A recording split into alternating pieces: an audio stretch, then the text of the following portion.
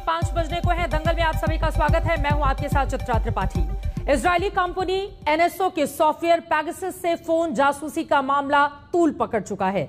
आज संसद के दोनों ही सदनों में विपक्ष का जमकर हंगामा हुआ और दोनों ही सदन विपक्ष के हंगामे की भेंट चढ़ गए। लेकिन विपक्ष के आरोपों पर सरकार के साथ ही साथ पूरी बीजेपी आक्रामक हो गई है। आज उत्तर प्रदेश के मुख्यमंत्री योगी आदित्यनाथ और महाराष्ट्र के पूर्व सीएम देवेंद्र फडणवीस सामने आए और विपक्ष के हंगामे पर बीजेपी की लाइन को और हवा दे दी है। दोनों नेताओं ने कहा है कि यह मामला देश के खिलाफ साजिश है। उधर विपक्ष सरकार की दलील मानने को तैयार नहीं है और जेपीसी जांच की मांग उठा रहा है। इसीलिए आज दंगल में हम सीधे सवाल उठाएंगे और ये पूछेंगे कि ये जासूसी का मामला आखिर किसकी साजिश है। क्या वाकई ये देश को बदनाम करने की कोशिश है या फिर सरकार पर लग रहे आरोपों में दम है। साथ ही ये भी पूछेंगे कि क्या जासूसी मामले के बाद अब संसद सत्र हंगामे की भेंट चढ़ जाएगा। कई महत्वपूर्ण सवाल होंगे, लेकिन उसके पहले यह रिपोर्ट देखिए। सरकार फोन की जासूसी से सब सुन रही है या विपक्ष सिर्फ शोर मचा रहा है। पेगासस जासूसी मामले ने देश की राजनीति में नया तूफान खड़ा कर दिया है। विपक्ष जितनी ऊंची आवाज में गृह मंत्री अमित शाह का इस्तीफा मांग रहा है और जेपीसी की मांग कर रहा है, सरकार उतनी ही मुस्तैदी से मामले को देश के खिलाफ षड्यंत्र बता रही है। कल संसद में आईटी मंत्री अश्विनी वैष्णव, पूर्व संचार मंत्री रविशंकर प्रसाद की मीडिया ब्रीफिंग और गृह मंत्री अमित शाह के बयान के जरिए जासूसी के आरोपों को नकारने वाली बीजेपी ने आज अपने क्षेत्रीय क्षत्रपों को उतारा है। विपक्ष पूरी तरह नकारात्मक भूमिका में के साथ में है और उन अंतर्राष्ट्रीय साजिशों का शिकार जाने अनजाने में हो रहा है। जो अंतर्राष्ट्रीय साजिश किसी न किसी रूप में भारत को अस्थिर करना चाहते हैं, भारत को किसी न किसी रूप में अस्त व्यस्त करना चाहते हैं।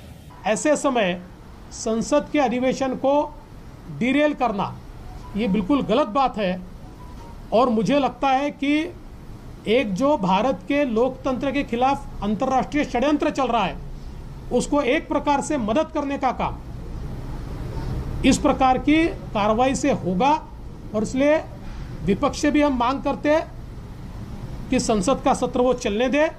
सरकार ने आक्रामक रुख अपना लिया है, लेकिन विपक्ष इसे सब मुद्दों से बड़ा मुद्दा मानकर सरकार को बख्शने के मूड में नहीं है। संसद के भीतर और बाहर विपक्ष का हंगामा जारी है।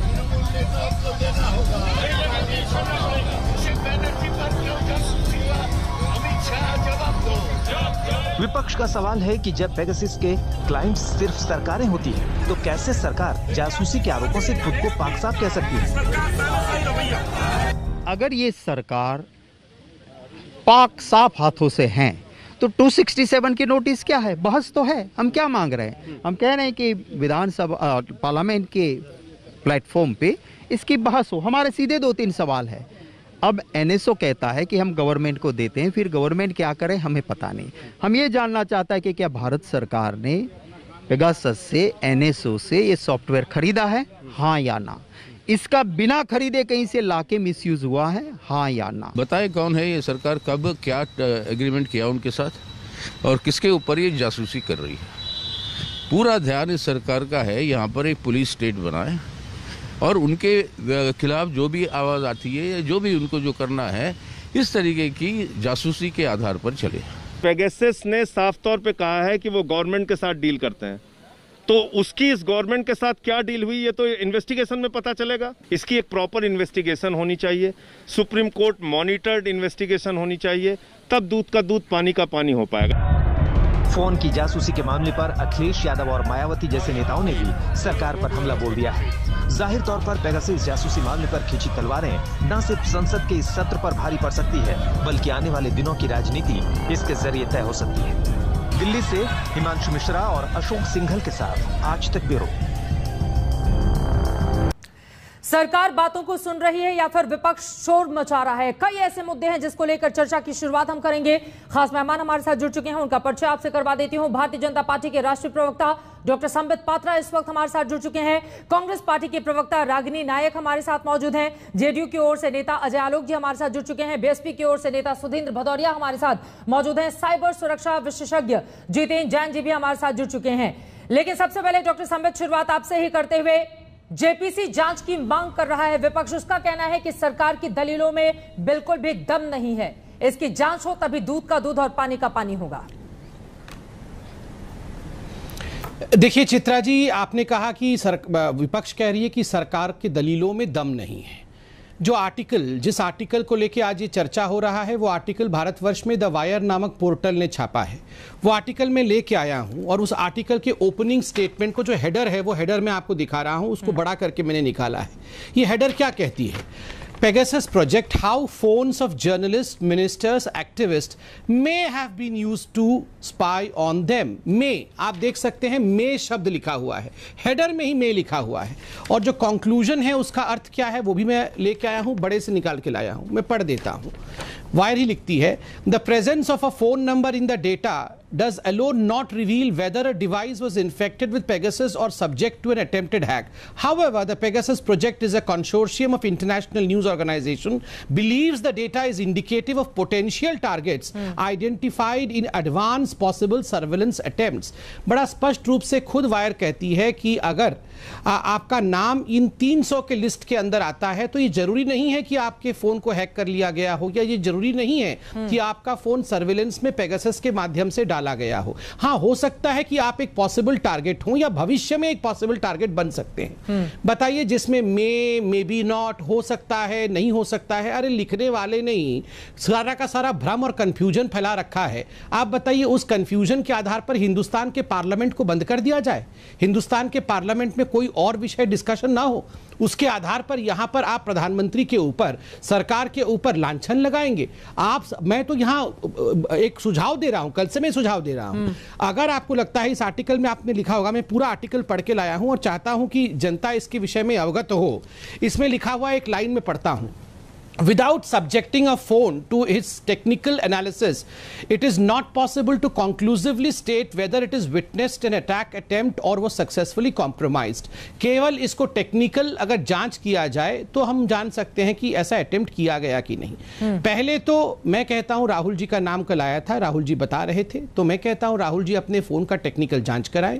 राहुल जी इसको फॉरेंसिक जांच के लिए दे सकते हैं, बहुत जगह पे फॉरेंसिक जांच होती है, उसके बाद वो सामने आ सकते हैं। मगर केवल हवा में तीर चला करके फॉरेंसिक टेस्ट किया गया है।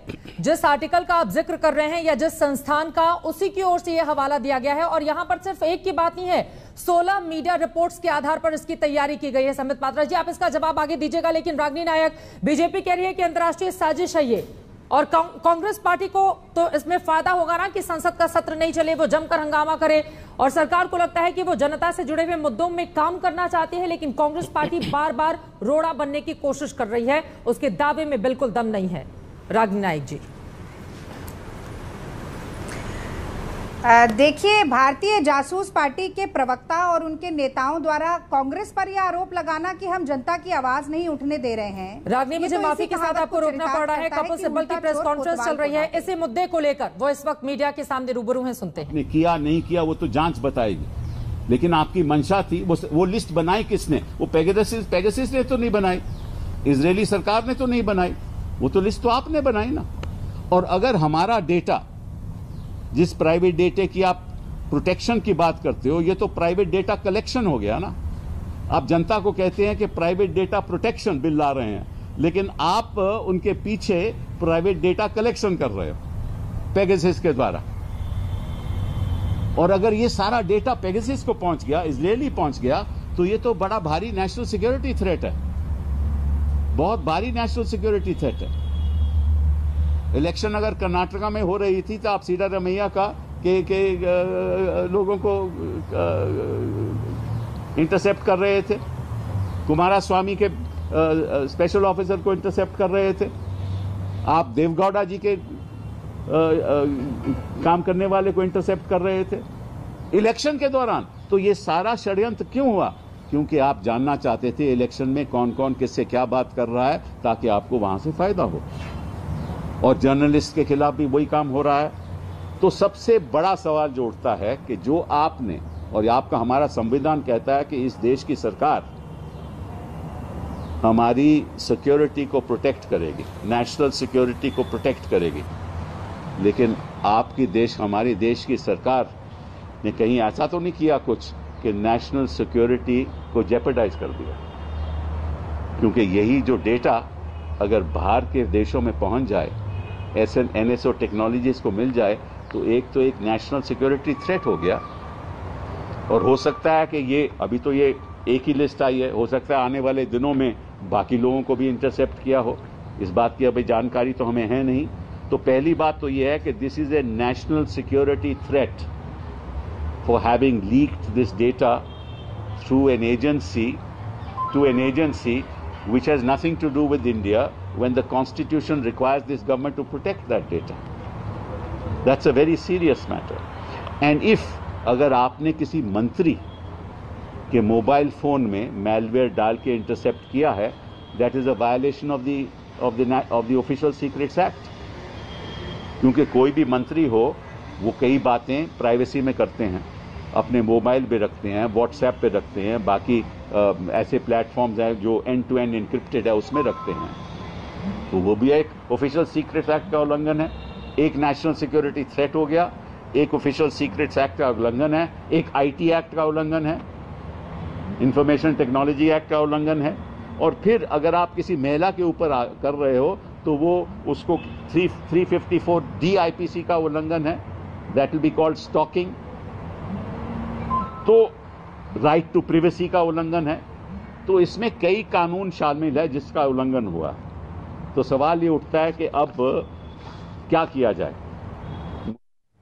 सवाल यह है कि अब क्या किया जाए। संबित पात्रा जी, सीधे आपका ही रुख करते हुए, राष्ट्रीय सुरक्षा का उल्लंघन, खतरा करार दिया है उन्होंने जिस तरह का काम सरकार ने करवाया है। मैं रागनी जी, एक मिनट, आप ही के नेता बोल रहे थे, उस पर मैं एक टिप्पणी उनकी ले लेती हूं, फिर फौरन आपके पास आऊंगी। संबित पात्रा जी, आपने सुना पूर्व संचार मंत्री कपिल सिब्बल को, जवाब दीजिए इस पर जल्दी से।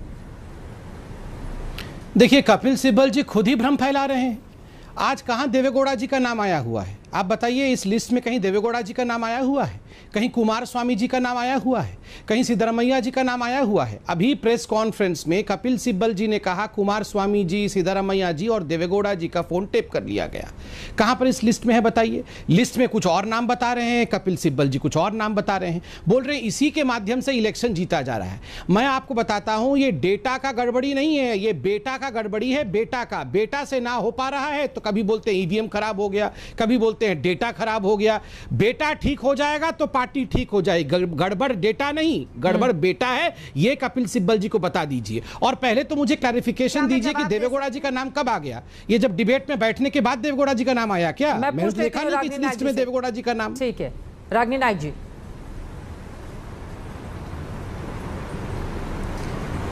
चित्रा, देखिए, मोदी राज में बहुत सारी कहावतों और नारों के मायने बदल गए हैं। जैसे कि अच्छे दिन को अब कहा जा रहा है महंगे दिन, मोदी है तो मुमकिन है को कहा जा रहा है मोदी है तो महंगाई है। ऐसे ही एक बहुत पुरानी कहावत है, चोर चोरी से जाए हेरा फेरी से ना जाए। तो अब उसे कहा जा रहा है कि मोदी अमित शाह स्नूपिंग से जाएं, सर्वेलेंस से ना जाएं।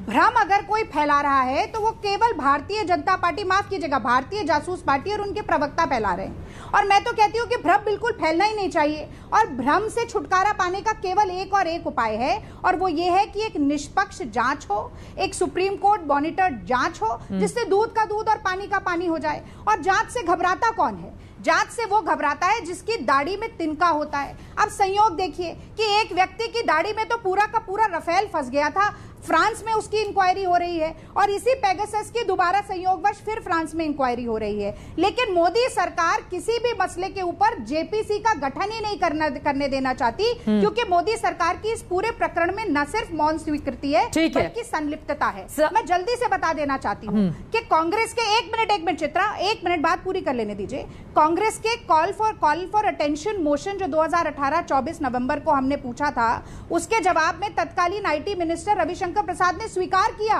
कि हमारे देश में व्हाट्सएप प्लेटफॉर्म कॉम्प्रोमाइज्ड है, 121 लोग वल्नरेबल बनाए गए पेगासस के द्वारा। ठीक है। मेनका गांधी ने स्वयं संसद के पटल में 2021-24 मार्च को खड़े होकर यही सवाल पूछा है।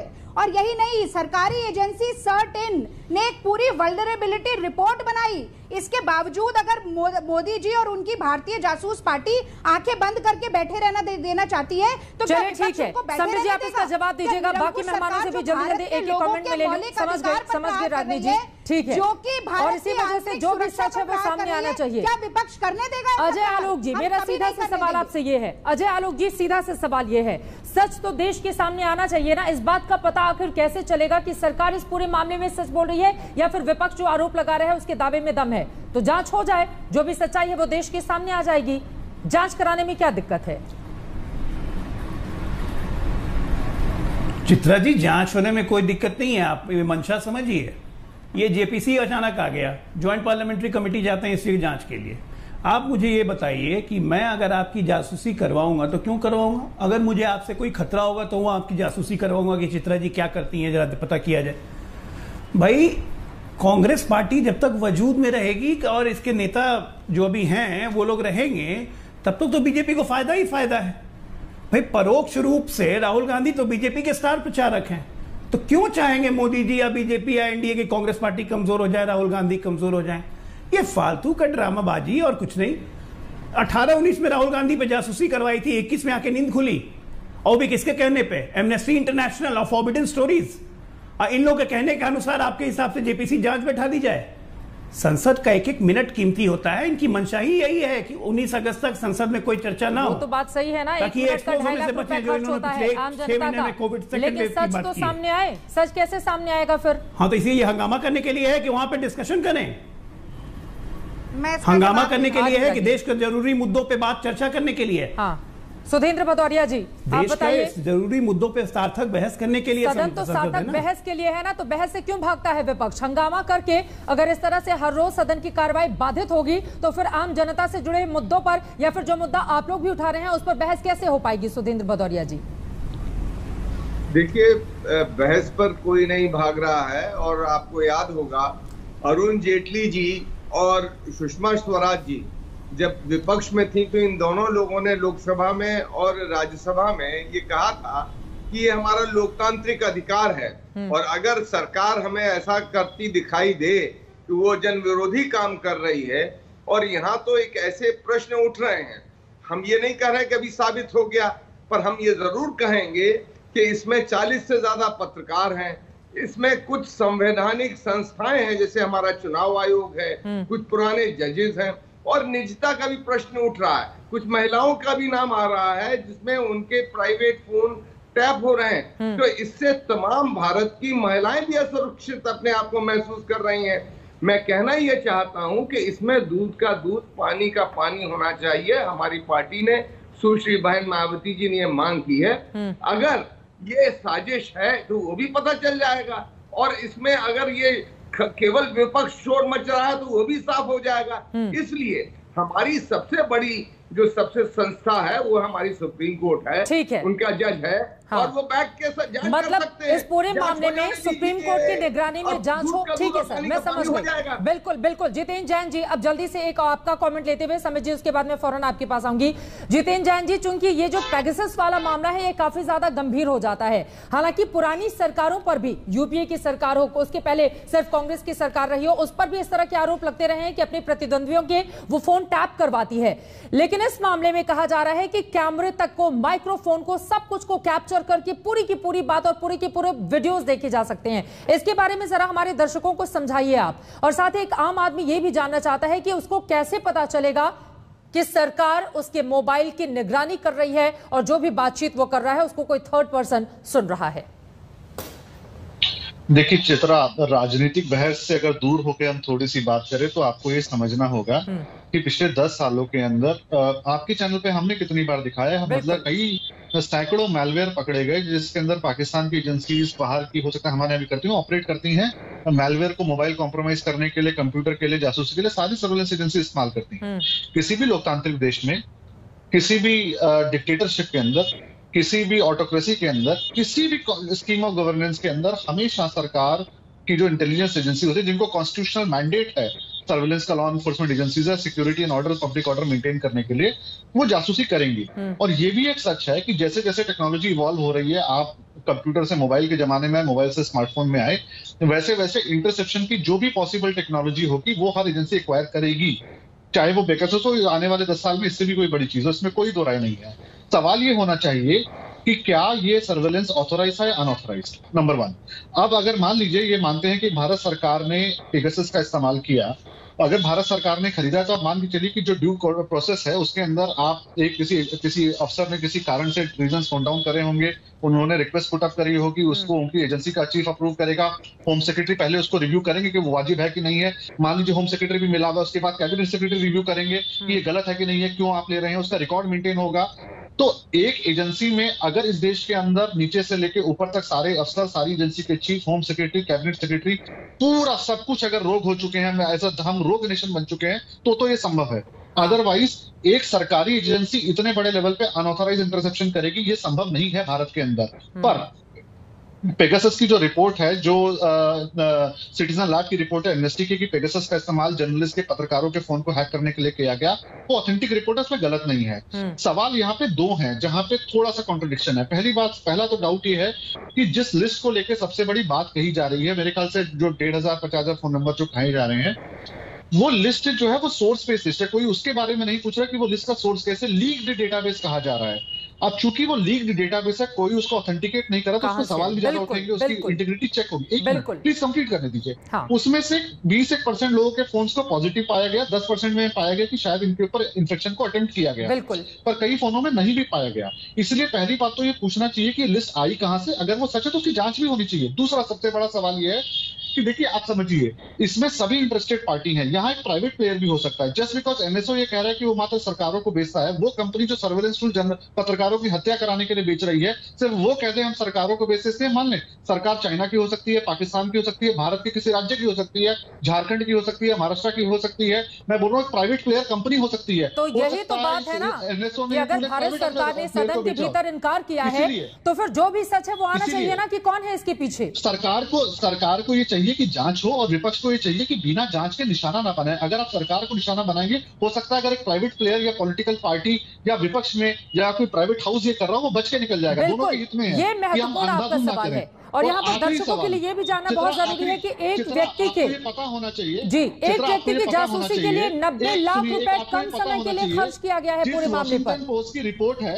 जिस वॉशिंगटन पोस्ट की रिपोर्ट है, उसकी जो पेरेंट कंपनी है अमेजॉन, उसी के कंपनी में 40 पेगासस के सर्वर चल रहे थे, ये आज खुलासा हुआ है। बिल्कुल, तो अमेजॉन को यहाँ पे निशाना बनाया गया। तो अमेजॉन की जो कंपनी है, जिसका वॉशिंगटन पोस्ट अखबार है, उसी कंपनी के सर्वर पे पेगासस के 40 सर्वर चल रहे थे। तो व्हाट्सएप भी दूध का धुला नहीं है, वॉशिंगटन पोस्ट भी दूध का धुला नहीं है, एमनेस्टी इंटरनेशनल भी दूध का धुला नहीं है। तो यही तो कारण है कि जांच हो जाए, कम से कम देश को सच तो पता। घूम फिर कर संबित पात्रा जी, सवाल यही है कि जांच हो जाए ताकि सच देश के सामने आए, क्योंकि जो आम आदमी है वो किस पर भरोसा करे। डॉक्टर संबित पात्रा जी, अलग अलग तरह के सवाल उठ रहे हैं, तो जांच के बाद ही स्थिति स्पष्ट हो पाएगी ना कि इसमें सरकार का रोल है या फिर नहीं। और अगर सरकार नहीं है तो इसके पीछे कौन से लोग हैं? ठीक है रागिनी जी, 1 मिनट उनकी बात हो जाए।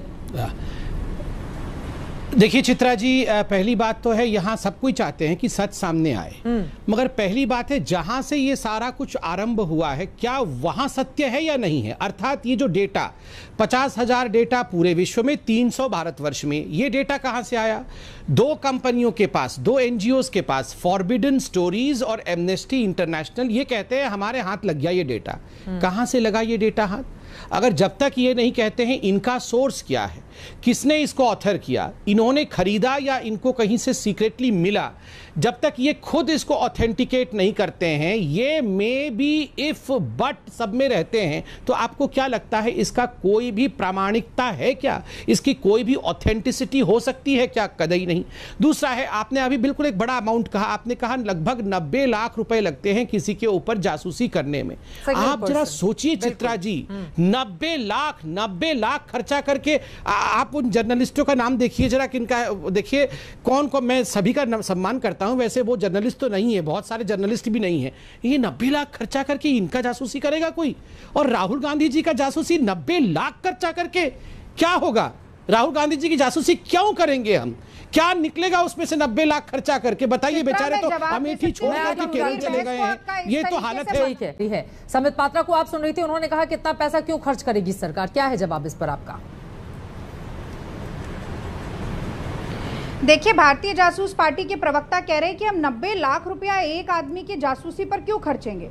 भाई मोदी जी 10 लाख का अपने नाम का सूट पहन सकते हैं, 8,500 करोड़ के प्लेन में उड़ सकते हैं, तो अपने विरोधियों पर निशाना साधने के लिए 90 लाख रुपया नहीं खर्च सकते? जरूर खर्च सकते हैं। आप बीच में मत बोलिएगा क्योंकि मैं आपके बीच में बोली नहीं। अब दूसरी बात, एक ये बड़ा शोर मचाया जा रहा है भारतीय जासूस पार्टी के नेताओं के द्वारा कि भाई ये अंतरराष्ट्रीय साजिश हो रही है। 45 देशों का खुलासा हुआ है कि जो पेगासस का इस्तेमाल करके अपने देश में टारगेट कर रहा था पत्रकारों को, देश के संवैधानिक संस्थाओं से जुड़े लोगों को, न्यायपालिका से जुड़े लोगों को, हमारे देश में अपनी ही भारत सरकार के मंत्रियों को भी मोदी जी निशाने से साधने से नहीं चूक रहे हैं। तो ये तमाम, और मैं तो ये भी कहना चाहती हूँ, ये मजाक उड़ा रहे हैं पत्रकारों का चित्रा जी, उसमें बहुत सारी महिला पत्रकार भी आ रही है, कह रहे हैं क्या उनकी स्नूपिंग करके हम क्या करेंगे। मुझे तो गुजरात मॉडल याद आ रहा है और मुझे लग रहा है यही गुजरात मॉडल अब पूरे देश में कहीं ना कहीं मोदी जी स्थापित करना चाह रहे हैं। और तीसरी बात, मैं एक अजय आलोक जी से जरूर कहना चाहती हूँ, अजय आलोक जी भारत की राजनीति के सबसे बड़े पेंडुलम जो हैं वो आपके नेता हैं, तो पहले उनके ऊपर देख लीजिए, जो बिहारियों के डीएनए पर चैलेंज करने के बाद भी मोदी जी की गोदी में जाकर बैठ गए, तब दूसरे नेताओं पर आप प्रहार कीजिएगा। और चित्रा, दो संभावनाएं हो सकती है, या तो सरकार ने पेगासस खरीदा है या तो सरकार ने पेगासस नहीं खरीदा है। यदि खरीदा है तो स्वयं सरकार अपने देश की आंतरिक सुरक्षा पर प्रहार कर रही है, और अगर नहीं खरीदा है और कोई प्राइवेट पार्टी इस तरीके के मैलवेयर का इस्तेमाल देश में कर रही है, तो इसका मतलब है कि हमारे देश का इंटेलिजेंस फेलियर है, मोदी सरकार का निकम्मापन है। और इसका खुलासा कैसे होगा? केवल जांच के द्वारा। अगर संबित पात्रा के बयानबाजी से हम ये निष्कर्ष निकाल लें कि मैलवेयर नहीं है, तो मैं समझती हूँ कि इस देश के लोकतंत्र के साथ धोखा होगा। ये आज नैतिक जिम्मेदारी है। ये जो कांग्रेस अपनी आवाज बुलंद कर रही है, इसी तरह की बातें आज अखिलेश यादव जी की ओर से भी कही गई है। मैं आ रही हूँ जितिन जैन जी, ठीक है, दूध का दूध, पानी का पानी हो जाए। ठीक है, जवाब सुन लीजिए। देखिए, निकम्मा कौन है ये तो पूरा हिंदुस्तान अब 2 चुनावों के बाद तो जान ही चुका होगा, मुझे बताने की आवश्यकता नहीं है कि निकम्मा कौन है। दूसरी बात है, मुझे आश्चर्य होता है, आज इमरान खान का भी एक चिट्ठी आया है, इमरान खान ने भी एक चिट्ठी लिख दिया है। इमरान खान, राहुल गांधी दोनों मिलकर रो रहे हैं कि भारतवर्ष ने हम पे हमला कर दिया। इमरान खान भी कह रहा है, देखो राहुल गांधी भी बोल रहे हैं कि उनके ऊपर हमला हुआ है। देखिए, ये इमरान खान और राहुल गांधी, देखिए फिर ये बीच में शुरू हो गए, फिर बीच में शुरू हो गए। ये चित्रा जी, इनकी ये गंदी आदत है चित्रा जी। आप इनकी आवाज को कम ही करिए, तभी जाके हो पाएगा। ये आप इनकी आवाज को कम रखिए, वरना ये लोग इसी प्रकार चिल्लाते हैं। यही सारे पेगासस हैं, यही असली पेगासस यही है, यही पेगासस है, सबके बीच में चिल्लाते हैं। जरा पेगासस की आवाज को कम कर दीजिए, कम कर दीजिए चित्रा जी, प्लीज इनकी आवाज को कम कर दीजिए, रागिनी जी, मैं आपको बता देती हूँ, मैं आपको बता देती हूँ, ये बहुत नहीं, मैं चित्रा जी आपत्ति करता हूँ, ये सबके बीच में चिल्लाती है और डिबेट खराब करती है। पाकिस्तान ने मोदी सरकार पर जासूसी का आरोप लगाया है, इमरान का नंबर पेगासस लिस्ट में है, उन्होंने कहा है यानी पाकिस्तान कह रहा है वैश्विक मुद्दा बनाएगा। ये आपकी जानकारी के लिए रागिनी नायक, समझिए अपनी बात पूरी करें जल्दी से। हाँ, देखिए, चाहे सर्जिकल स्ट्राइक हो, चाहे एयर स्ट्राइक हो, हर समय इमरान खान और राहुल गांधी एक दूसरे को पकड़ करके रोते रहते हैं, एक दूसरे के कंधे पर रोते रहते हैं। आज भी दोनों रो रहे हैं, रोने दीजिए दोनों को। इन दोनों के रोने से कुछ होना जाना है नहीं। देश की जनता सब कुछ जानती है। कौन जासूसी कराता था? इंदिरा गांधी अपनी बहुओं की जासूसी कराती थी, यह आईबी के डायरेक्टर ने अपनी किताब पे लिखा हुआ है। इंदिरा गांधी ने तत्कालीन प्रेसिडेंट ज्ञानी जैल सिंह के घर को बग किया था। ज्ञानी जैल सिंह बेचारे को अपने बेटे से बात करने के लिए अपने लॉन में, राष्ट्रपति भवन के लॉन में बात करना पड़ता था। यह तो हालत कांग्रेस पार्टी की थी कि उनके वित्त मंत्री प्रणब मुखर्जी को खुद पी चिदंबरम साहब बग करते थे उनके ऑफिस में। प्रणब दा ने चिट्ठी लिखकर यह हिंदुस्तान को बताया था। और तो और प्रसन्नजीत मंडल 2013 में आरटीआई की रिपोर्ट में मांगते हैं कि सरकार प्रति माह यूपीए 2 में कितने फोन कॉल्स टैप करती थी। जवाब जानती हैं, 9000 फोन कॉल प्रति महीने टैप होते थे और 500 ईमेल जो है ये प्रति महीने इंटरसेप्ट किए जाते थे यूपीए के जमाने में। तो ये लोग हमें बैठ के जासूस बता रहे हैं। ये तो जग्गा जासूस है, जग्गा जासूस।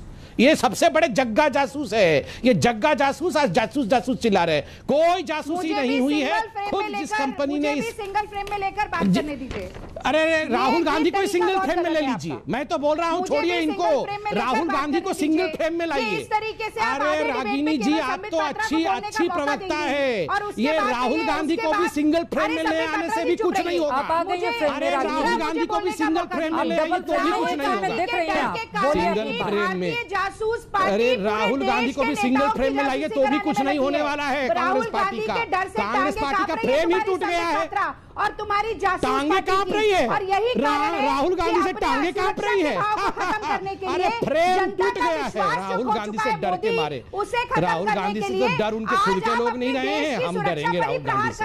लगे हुए हैं पेगासस, ये असली पेगासस तो यही है, ये कांग्रेस पार्टी पेगासस। सरगना मोदी आखिर स्नूपिंग क्यों अरे किसको, आप कुछ भी अमित शाह जी को बोलते रहिए, वो अमित शाह जी ने आपको जो पानी पिलाया है ना, पानी पिला के कांग्रेस पार्टी को भगाया है ना, आप उनको कितनी भी गाली दे दो उससे कुछ नहीं होना है। कुछ भी, अरे एंटोनियो माइनो वाली पार्टी की प्रवक्ता कुछ भी बोलते रहो, एंटोनियो माइनो की पार्टी की प्रवक्ता आप कुछ भी बोलते रहो, हमारे नेताओं को कुछ भी गाली देते रहिए, मगर देश की जनता ने कांग्रेस का जो हश्र किया है, ठीक है, वो आप जानती हैं अच्छी तरह। इस तरह की व्यक्तिगत टिप्पणी से हम बचेंगे। एक सेकंड रागी नायक जी, और आज ही प्रधानमंत्री नरेंद्र मोदी की ओर से ये भी कहा गया है कि कांग्रेस पार्टी वैसे ही खत्म हो रही है। मैम सुनिए ना, रागिनी जी, ठीक है, विपक्ष का सवाल महत्वपूर्ण है और यकीनन आप लोग इसके खिलाफ माहौल भी बनाए, वो भी महत्वपूर्ण है, लेकिन बीजेपी का ये कहना है कि 13 राज्यों में जिस पार्टी ने खाता भी नहीं खोला था 2019 में, वो इस तरह की बातें आखिर कैसे कर रही है। और 3 राज्य थे जहां पर उसकी ज्यादातर गिनी चुनी सीटें आई थी, लेकिन उस पर हम नहीं जाते हैं, व्यक्तिगत टिप्पणी से बचेंगे। प्लीज एक दूसरे के खिलाफ इस तरह के शब्दों का इस्तेमाल नहीं करेंगे जो बातें दूर तलक जाती हैं। मुद्दे पर रहते हैं मैडम, मुद्दे पर रहते हैं, ठीक है। बाकी लोग भी इंतजार कर रहे हैं। जितेंद्र जी से एक चीज मैं क्लियर कर लेती हूँ। जितेंद्र जी, चूंकि मीडिया रिपोर्ट बता रही है, रागिनी जी प्लीज, आपने कहा कि सिंगल फ्रेम में क्यों रखा है, मैंने डबल फ्रेम में रख दिया, उसके बाद सुनने तो दीजिए। ये तो गलत बात है ना रागिनी नायक, अब आप डिसाइड तो नहीं करेंगी, अब आप तो एंकर के रूप में नहीं बैठे हैं ना यहाँ पर, आप ये डिक्टेट मत कीजिए प्लीज प्लीज। क्या सिंगल फ्रेम मैं बनाती हूँ? मैम टीम काम करती है और आपकी जानकारी में होना चाहिए, ठीक है ना। यहाँ पर बैठकर मेरे पास स्विचर नहीं है कि मैं स्विच करके आपको सिंगल फ्रेम में लाती हूँ या फिर यहाँ पर संबित पात्रा को सिंगल फ्रेम में लाती हूँ। चलिए जितेंद्र जी, आप सिंगल फ्रेम में आ गए हैं, बताइए जरा ये पैसे को लेकर भी, चूंकि करोड़ों रुपए इसमें इन्वॉल्व हैं, मीडिया रिपोर्ट्स 90 लाख का दावा कर रहे हैं, 1 साल का लाइसेंस 56 करोड़ रुपए का बताया जा रहा है, जरा इसके बारे में भी क्लैरिफाई कीजिए। संबित पात्रा का ये कहना है कि सरकार जब जान रही है कि उनके खिलाफ कौन कौन से लोग हैं, तो ऐसे लोगों की जासूसी आखिर क्यों करवाएगी इतने पैसे बहाकर पानी जैसे। आपकी आवाज नहीं आ रही है, मुझे लग रहा है टीवी स्क्रीन पर म्यूट है आप उसको ऑन कीजिए प्लीज सर। जितेंद्र जी, आपकी आवाज नहीं आ रही है सर, आपकी आवाज नहीं आ रही है, आप स्क्रीन देखिए, स्क्रीन म्यूट होगा, उसको प्लीज ऑन कीजिए अगर पॉसिबल है तो। जितेंद्र जी, चलिए ठीक है, मैं जल्दी से ठीक करवाती हूं। अजय आलोक जी कुछ बोलना चाह रहे हैं। अजय जी। नहीं, मैं तो रागिनी जी को बोल रहा था कि मेरे नेता को कह रही हैं कि इतिहास में सबसे बड़े पेंडुलम इधर से उधर घुसक जाते हैं, तो मैं रागिनी जी मैं जानता हूं सच्चाई बड़ी चुभती है। हाँ, सच्चाई रागिनी जी बहुत चुभती है, ये सच्चाई आपको बहुत अच्छे से पता है कि कांग्रेस पार्टी में जब तक आपके नेता श्रीमान राहुल गांधी जी रहेंगे, आपकी यही दशा और दिशा रहने वाली है। पार्लियामेंट आप फेस नहीं करना चाहते हैं, क्योंकि पार्लियामेंट में आप सामने आइएगा। कोरोना में आपने किस तरह से हवा बिगाड़ने की कोशिश की, किस तरह से आपने डराने का माहौल तय किया, किस तरह से आपने वैक्सीन के बारे में बदगुमानी की, ये सब सामने आएगा ना। ये राहुल गांधी जैसे इमेच्योर पॉलिटिशियन 52 साल का आदमी अगर कहता है कि बच्चों की वैक्सीन कहां गई मोदी जी, बच्चों की वैक्सीन कहां गई मोदी जी, इतने गैर जिम्मेदार आदमी, तो वैसे पार्टी के प्रवक्ता होकर निश्चित तौर पर आपको मिर्ची लगेगी।